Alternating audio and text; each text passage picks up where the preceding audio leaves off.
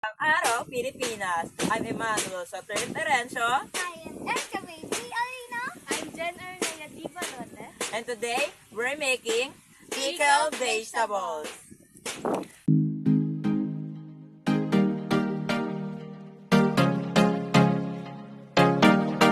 Sayote, carrots, cucumber, onion, garlic and ground pepper, ginger.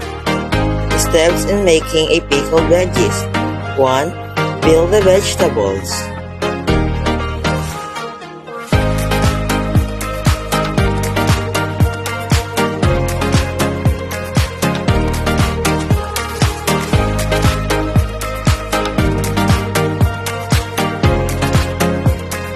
2. Cut the vegetables into thin pieces.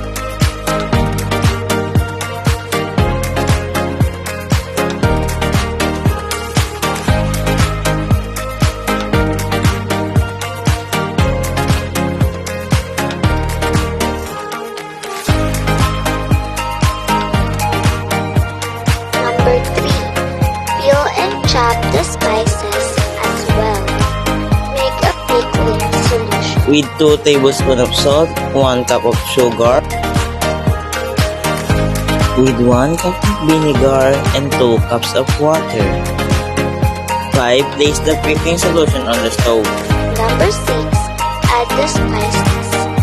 Number 7. Stir until boiling.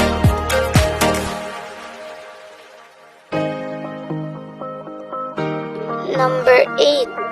Put the vegetable properly in the jar.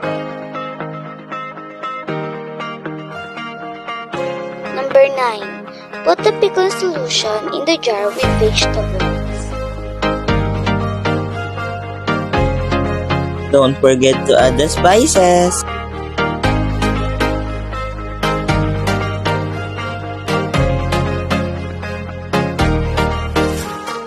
And now, you can taste the pickled vegetables.